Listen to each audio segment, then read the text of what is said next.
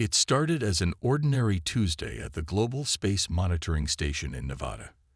The massive radio telescopes swept the skies, as they had done for decades, listening for signals from the depths of space.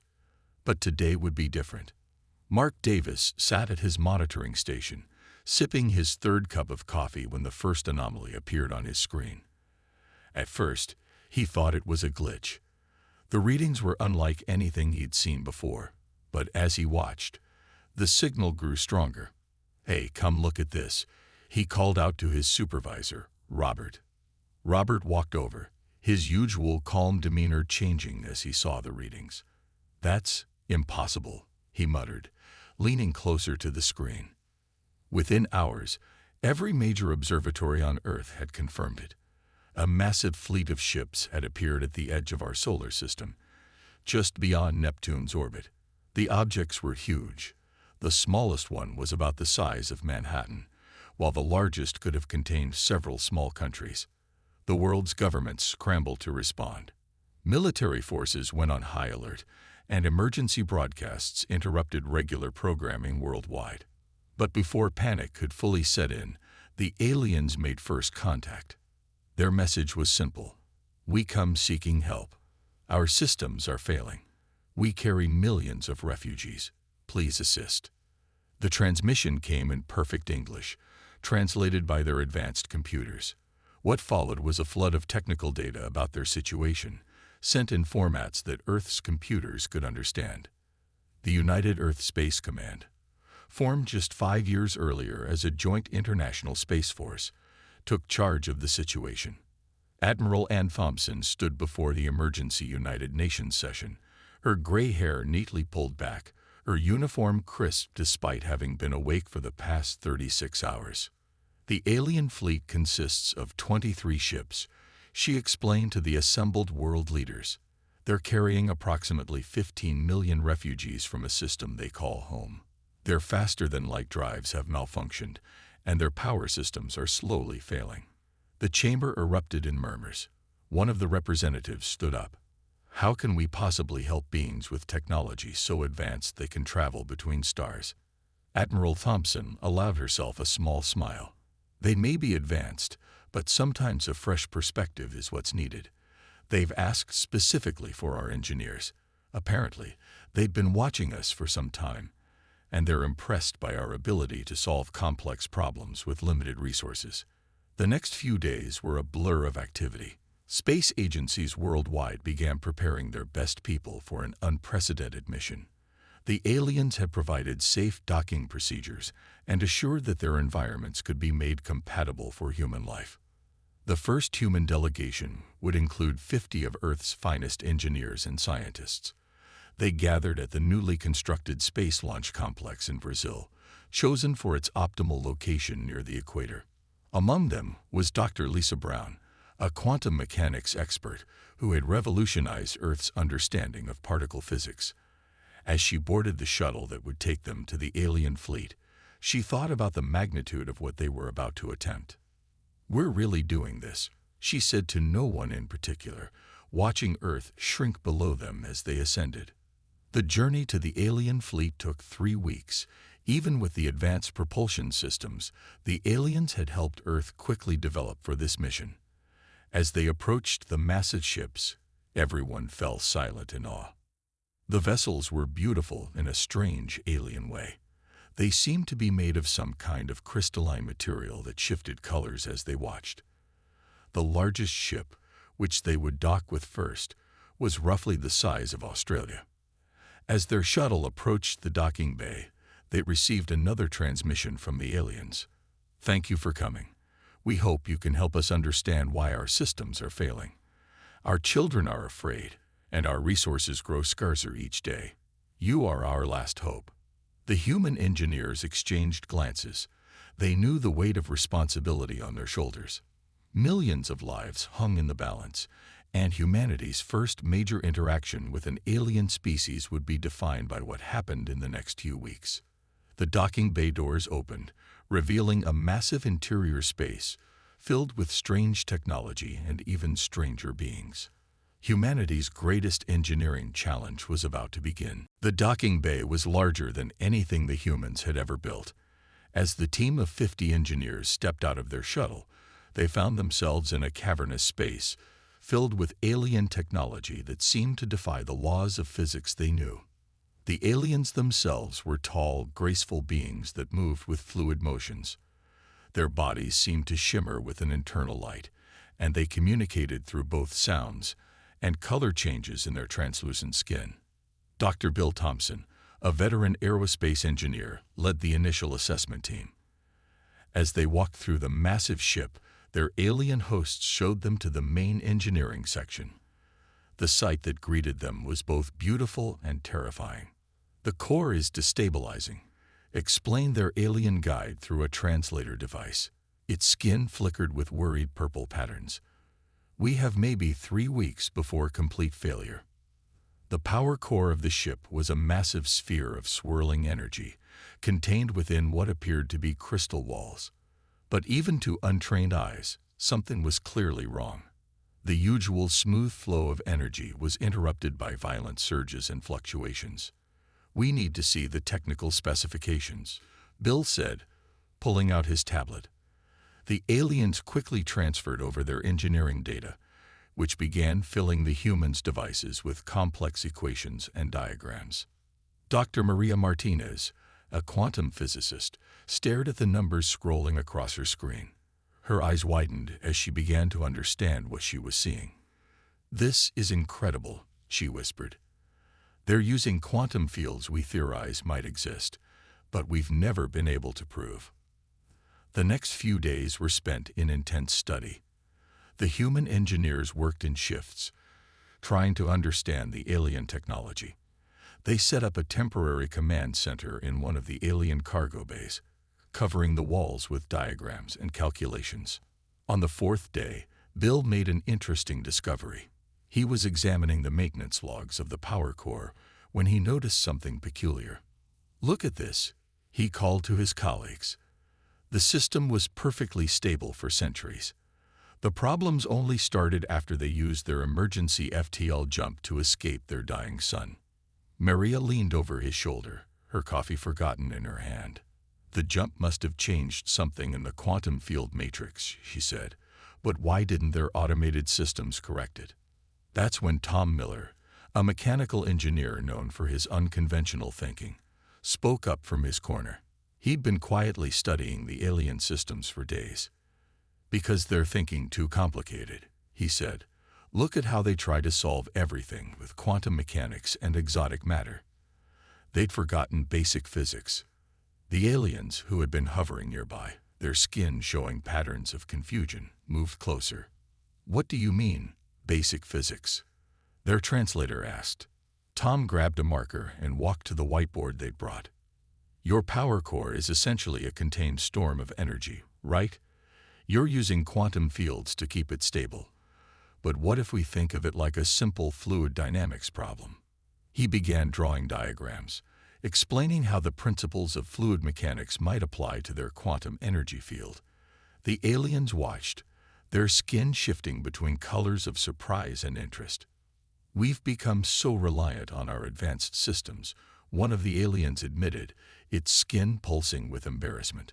"We haven't considered simpler solutions in generations." As the humans continued their assessment, they discovered more instances where the aliens' advanced technology had actually become a limitation. They had evolved past mechanical solutions to the point where they'd forgotten them entirely. By the end of the week, the human team had developed a preliminary plan. It would involve combining human mechanical engineering principles with alien quantum technology in a way that had never been tried before. When they presented their findings to the Alien Council, there was initial skepticism. The alien skin flickered with doubtful yellow patterns. The idea of using what they considered primitive technology seemed risky. But as Bill explained their calculations and Tom demonstrated his fluid dynamics models, the aliens began to show signs of hope. Their skin started glowing with soft blue light. What the humans had learned was their color of optimism. The assessment phase was complete. Now came the hard part: implementing their plans before the power cores failed completely. They had just over 2 weeks left, and the lives of millions depended on their success. The makeshift engineering bay buzzed with activity as humans and aliens worked side by side. Tom Miller stood at the center of it all, directing teams with the confidence of someone who had found the missing piece to a complex puzzle. "Think of it like a whirlpool," he explained to the gathered engineers, both human and alien. "The quantum energy in your cores behaves similar to fluid dynamics. We don't need to fight against this behavior. We need to work with it." The aliens watched with their skin shifting between shades of curiosity as Tom demonstrated his idea using a simple water tank he constructed. He created a stable vortex in the water, then showed how small adjustments could either stabilize or disrupt the flow. "Your power cores are doing the same thing, just with quantum energy instead of water," he continued. "You've been trying to force stability through pure quantum manipulation, but we can achieve the same result with physical containment structures." Dr. Maria Martinez stepped forward with her calculations. "We can create a mechanical containment system using materials from Earth, simple titanium alloys, shaped into specific geometric patterns, can help guide the quantum flow naturally." The alien engineer's skin flickered with skeptical orange patterns, but they couldn't deny the logic of the simple demonstrations. One of them, whom the humans had nicknamed Blue for their predominantly blue-tinted skin, spoke up through the translator. "But our energy output is millions of times more powerful than your demonstration. How can primitive materials contain such forces?" Tom smiled. "That's where we combine our approaches. We'll use your quantum field generators to reduce the stress on the physical structure, while the physical structure guides the quantum field into a natural flow pattern. Each system supports the other." The next few days were spent fabricating prototype containment structures. The humans had brought 3D printers and manufacturing equipment from Earth, and the aliens provided their advanced materials processing technology. What emerged was something entirely new, a hybrid of human mechanical engineering and alien quantum science. The prototype was beautiful in its simplicity, a series of interlocking titanium rings, each engraved with nanoscale patterns that could interact with quantum fields. "It's like a dam," Tom explained to the alien council. "You don't try to stop the river, you guide it, use its power. We're doing the same with your quantum energy flow." The first test was conducted on a small scale, using a portion of energy diverted from one of the smaller power cores. The humans and aliens gathered around the test chamber, tension visible in both species' body language. As they activated the system, the quantum energy flow hit the containment structure. For a moment, everything hung in balance. Then, slowly, beautifully, the energy began to flow in perfect harmony with the mechanical guides. The alien skin erupted in bright patterns of joy and amazement. The test readings showed a 300% increase in stability compared to their previous systems. "But this is just a small-scale test," Blue cautioned, their skin showing hints of worry. "Scaling it up to our main cores will be far more challenging." "That's why we brought our best fabrication experts," Maria replied. "We can manufacture the full-scale containment systems here, using your facilities. We'll need teams working around the clock, but we can do it." The Alien Council gave their approval, and the real work began. The massive ship hangars were converted into manufacturing facilities. Humans taught aliens the art of precision machining, while aliens showed humans how to infuse materials with quantum-responsive properties. As the first full-size containment ring took shape, even the most skeptical aliens began to show colors of hope. The humans had brought something they had lost over their centuries of advancement: the ability to see simple solutions to complex problems. "Sometimes the old ways are the best ways," Tom said as he watched the fabrication process. "Your people advanced so far that you forgot to look back. Sometimes you need to combine the simple with the complex to find the perfect solution." The alien skin pulsed with patterns of agreement and respect. For the first time since their crisis began, they felt real hope. The human approach, combining basic physics with advanced technology, might just save their entire civilization. But they were still racing against time, and the power cores grew more unstable with each passing hour. The real test was yet to come, and failure would mean catastrophe for millions. The massive fabrication facility aboard the alien mothership had been running nonstop for 5 days. The sound of machinery filled the space as humans and aliens worked together to construct the enormous containment rings that would save the fleet. "We got 14 days left before total core failure," Dr. Maria Martinez announced during the morning briefing. "The first containment ring is ready for installation, but we need to test it thoroughly before we can proceed."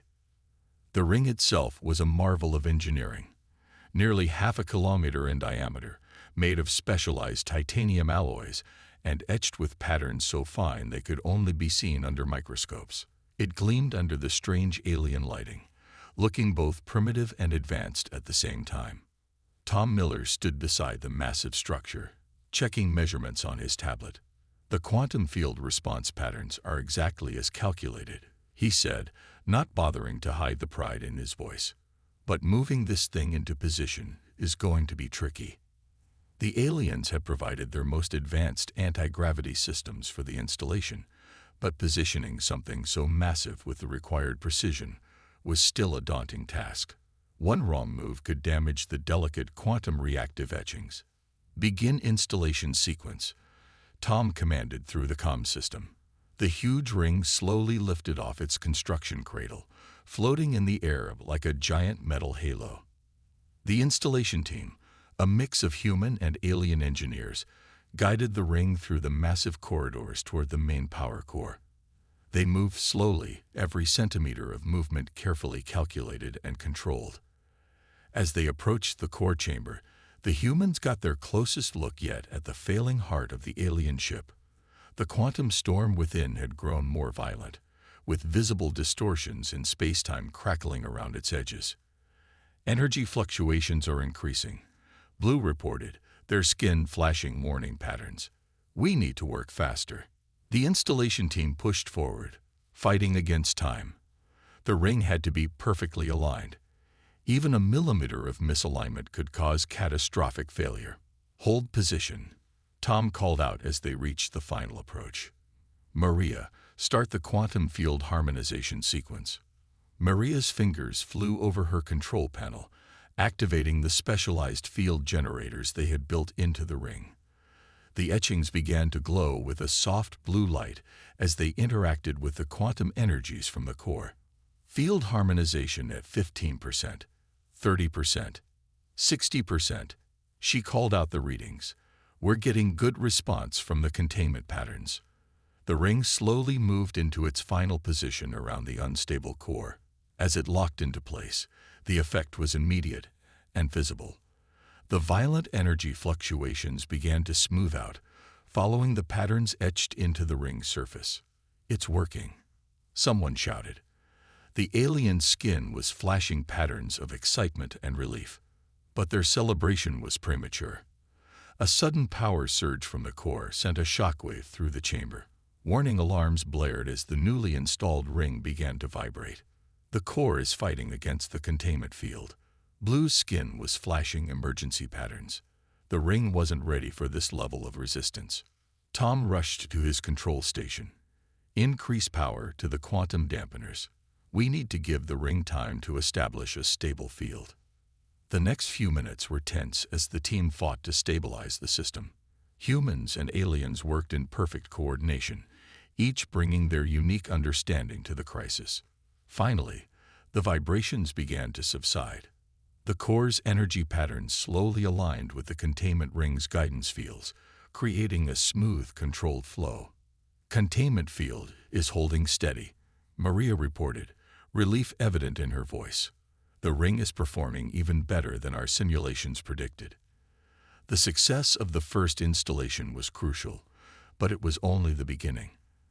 They needed to produce and install 11 more rings to fully stabilize the core, and that was just for one ship.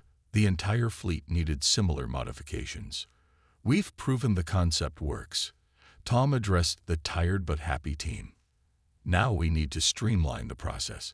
We've got 13 days to save an entire fleet." The alien skin glowed with renewed determination. The humans had shown them a path forward, combining the best of both their technologies. Now it was a race against time to implement the solution across all their ships before the cores failed completely. As the team dispersed to begin work on the next ring, everyone knew that their hardest challenges still lay ahead. But for the first time, they had proof that their plan could work, if they could just work fast enough. The installation of containment rings was proceeding on schedule across the fleet when disaster struck. A sudden alarm blared through the communication systems, its alien tone making the humans' hair stand on end. Emergency in Refugee Ship 7. The message came through all channels. Core destabilization accelerating. Containment failing. Ship 7 was one of the smaller vessels, carrying 50,000 refugees, and it hadn't yet received its new containment system. The power core was failing faster than predicted, threatening to tear the ship apart. Tom Miller and Maria Martinez were in the middle of supervising an installation on the mothership when the alert came. They exchanged quick glances before Tom grabbed his emergency kit. "We need a shuttle to Ship 7 now," he shouted, already running toward the hangar bay. A team of human and alien engineers quickly assembled, grabbing essential equipment as they moved. The alien shuttle crossed the space between ships in minutes, but even that felt too long. Through the viewport, they could see Ship 7's hull pulsing with dangerous energy patterns. "Core temperature critical," reported Blue, who had joined the emergency team. Their skin was flashing urgent warning patterns. "We have maybe 20 minutes before total failure." As they docked with the struggling ship, they could feel the vibrations through the hull. The corridor floors shuddered beneath their feet as they rushed toward the engineering section. "We don't have time to install a full containment ring," Maria said as they ran. "We need a temporary solution, something to buy us time." Tom's mind raced through possibilities. "The emergency coolant systems from our shuttle," he suddenly said. "If we modify them to create a makeshift containment field." "That's crazy," one of the alien engineers interrupted, their skin flashing skeptical patterns. "Those systems aren't designed for quantum containment." "No," Tom agreed, "but they're designed for emergency cooling under extreme pressure. If we reconfigure them to create a vortex effect, like in our original water tank demonstration." They reached the engineering section to find chaos. The ship's core was a swirling mass of unstable energy, with visible tears appearing in the containment field. "Everyone out except essential personnel," Tom ordered, taking charge of the situation. "Maria, help me modify these coolant systems. Blue, we need power redirected to the auxiliary containment grid." The next 15 minutes were a blur of desperate activity. They stripped down the shuttle's cooling systems, reconfiguring them into a crude but potentially effective containment device. The aliens provided quantum field generators to enhance the effect, while humans worked on the mechanical aspects. 10 minutes to core collapse, came the warning announcement. Tom wiped sweat from his forehead as he made the final connections. "It's not pretty, but it might work. Maria, start the coolant flow. Blue, bring the quantum field generators online slowly." The makeshift system hummed to life. At first, nothing seemed to happen. Then, gradually, the violent energy patterns in the core began to shift, following the artificial vortex created by the coolant system. "It's working," Maria exclaimed, watching the readings. "The core is stabilizing, but the coolant systems are getting overloaded." "Reroute power from non-essential systems," Tom ordered. "We just need to hold it together long enough to get a proper containment ring installed." For the next hour, they nursed the failing system, making constant adjustments to keep the core stable. The coolant pipes were nearly melting from the strain, but they held. Finally, a transport arrived with an emergency containment ring, rushed from production. The installation team worked with incredible speed, their earlier practice paying off. As the proper containment ring took over, Tom's makeshift system finally gave out, the coolant pipes bursting with a hiss of steam. But it didn't matter anymore. The crisis was over. The ship's refugees, who had been prepared for emergency evacuation, sent representatives to thank the human and alien team. Their gratitude was evident even through the translator. "How did you know that would work?" Blue asked Tom later, their skin showing patterns of curiosity and respect. Tom shrugged, exhausted but satisfied. "Sometimes the simplest solutions are the best. We just needed to buy enough time for the real solution to arrive." The crisis had taught both species valuable lessons about working together, combining their different approaches to problem solving. But more importantly, it had shown that even in the most desperate situations, human ingenuity coupled with alien technology could find a way. As they headed back to the mothership, everyone knew that this crisis had brought the two species closer together than ever before. After the near disaster on Ship 7, the pace of work increased dramatically. The successful handling of the crisis had proven the effectiveness of the human-alien hybrid technology, and now every ship in the fleet was eager for the upgrade. "We've refined the production process," Maria explained during the fleet-wide briefing. "What took us 5 days for the first ring now takes just 18 hours. We can have the entire fleet retrofitted within a week." The alien council chamber was filled with representatives from all 23 ships, their skin patterns showing a mix of relief and anticipation. The success on Ship 7 had transformed the remaining skeptics into believers. Tom stood before the massive holographic display, showing the fleet's power core status. "The new containment system isn't just a temporary fix," he explained. "Our tests show it's actually more efficient than your original design. You'll be able to travel farther using less energy." The production facilities aboard the mothership had been expanded, with teams working around the clock. Humans taught aliens the art of precision manufacturing, while aliens shared their knowledge of quantum field manipulation. The combination of their skills produced results neither species could have achieved alone. "Look at this," Tom said to Maria as they inspected a newly completed containment ring. The titanium alloy gleamed under the lights, its surface covered in intricate quantum reactive patterns. "We're basically creating artificial ley lines for quantum energy." The aliens never thought to use physical structures to guide their power flows. The aliens had begun calling the new technology the human pattern in their own language, a term that showed both respect and appreciation for Earth's contribution. Their skin would pulse with proud colors whenever they explained the system to others. Installation teams moved from ship to ship, working with increasing efficiency. Each successful installation brought new improvements to the process, as humans and aliens learned from each other and refined their techniques. "Core stability increased by 400%, reported Blue, monitoring the readings from the latest installation. Their skin glowed with satisfaction. Power efficiency improved by 250%. These results exceed our highest expectations." But the real breakthrough came when young alien engineer, whom the humans called Spark for their constantly flickering skin patterns, made an unexpected discovery.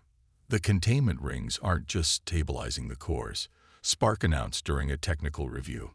"They're actually healing the quantum damage from the emergency jump. The fleet's FTL drives will be fully operational once all ships are upgraded." This news sent waves of excitement through both human and alien teams. Not only would they save the fleet from immediate disaster, but they would also restore its ability to travel between stars. Tom and Maria spent long hours with the alien engineers, documenting every aspect of the hybrid technology. They created detailed manuals that combined human mechanical principles with alien quantum physics, ensuring that future generations of both species could understand and maintain the systems. "It's amazing how our different approaches complement each other," Maria said as she reviewed the final technical specifications. "Your quantum technology provides the power, while our mechanical systems provide the control. Neither solution would work without the other." The aliens agreed, their skin showing patterns of deep appreciation. They had learned that sometimes the most advanced solution wasn't necessarily the best one. The humans had shown them the value of keeping things simple when possible. As the last ship received its upgrade, a celebration broke out across the fleet. Humans and aliens gathered in the mothership's great hall, sharing food, drinks, and stories. The translator devices worked overtime as both species expressed their joy and relief. "We did more than save your fleet," Tom addressed the gathering. "We proved that our species can work together, learn from each other. This is just the beginning of what we can achieve together." The Alien Council leader, their skin glowing with formal patterns, stepped forward. "The human pattern will be remembered as the beginning of a new era for both our peoples. We offer you not just our thanks, but our friendship and alliance." As the celebration continued, everyone knew that this crisis had forged bonds between humans and aliens that would last for generations. The human pattern would become a symbol of cooperation between species, a reminder that sometimes the best solutions come from combining different ways of thinking. The fleet was saved, but more importantly, a partnership had been born that would change the future of both civilizations. 3 months had passed since the successful rescue of the alien fleet. The massive ships now orbited Earth peacefully, their power cores humming with stable energy thanks to the human pattern technology. In those 3 months, the relationship between humans and aliens had grown exponentially. The Alien Council had made good on their promise of sharing knowledge, but they did it in a way that surprised everyone. "We want to build something together," the council leader announced during the United Nations session, their skin glowing with formal patterns. "Not just share technology, but create a place where both our species can learn from each other." That was how the International Space Engineering Academy was born. Located in orbit between Earth and the Moon, the Academy was a joint venture that would combine the best aspects of both civilizations. Tom Miller stood at the Academy's inauguration ceremony, looking out at the gathered crowd of humans and aliens. The massive station's observation deck offered a stunning view of Earth below and the alien fleet above. "When we first responded to your distress call," he began his speech, "we never imagined it would lead to this. We thought we were just solving an engineering problem. Instead, we discovered something much more valuable: the power of combining different perspectives." The Academy's first class included both human and alien students. Young engineers from Earth worked alongside alien apprentices, each learning from the other's approach to problem solving. Maria Martinez, now the Academy's head of quantum mechanics, often found herself smiling as she watched humans teaching aliens about basic mechanical principles, while aliens helped humans understand advanced quantum theory. "Look at this," she said to Tom one day, showing him a project some students had created. It was a small power generator that combined human mechanical engineering with alien quantum technology in ways neither of them had thought possible. Blue, who had become the Academy's alien liaison, expressed their amazement through rapidly changing skin patterns. "Our civilizations complement each other perfectly. We had advanced so far in some areas that we forgot the fundamental principles. You reminded us of what we'd lost." The human pattern technology had spread throughout the alien fleet, and improvements were being made constantly. The hybrid system had proven so successful that other alien species were beginning to show interest. "We've received requests from 3 different civilizations to learn about the human pattern," the Alien Council reported. Their skin showed patterns of pride and amusement. They can hardly believe that such an elegant solution came from combining advanced quantum technology with basic mechanical engineering. The Academy became famous across known space as a symbol of successful cooperation between species. Its graduates were highly sought after by both human and alien organizations. 1 year after the fleet's rescue, Earth had changed dramatically. The presence of alien ships in orbit had become normal, and the exchange of knowledge had accelerated human development in countless fields.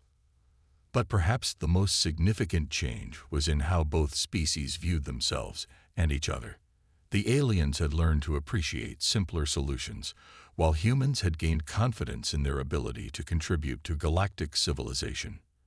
"Sometimes I think about that first day," Tom said to Maria as they watched a group of students working together in one of the Academy's labs.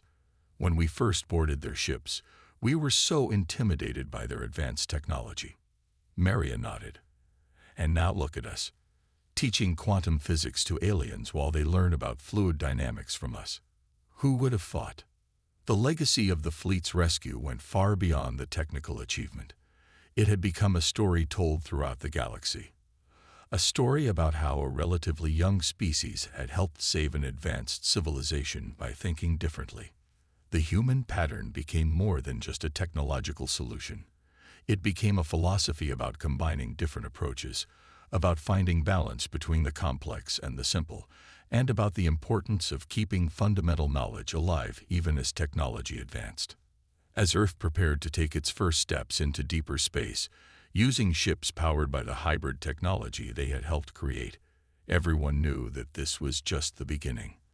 The rescue of the alien fleet had opened a door to a future where different species could work together, each contributing their unique perspective to solve the challenges of the universe. Never forget this lesson. The Alien Council leader told the Academy's first graduating class, their skin glowing with wisdom patterns. The greatest solutions often come from the most unexpected sources. That is the true legacy of the human pattern.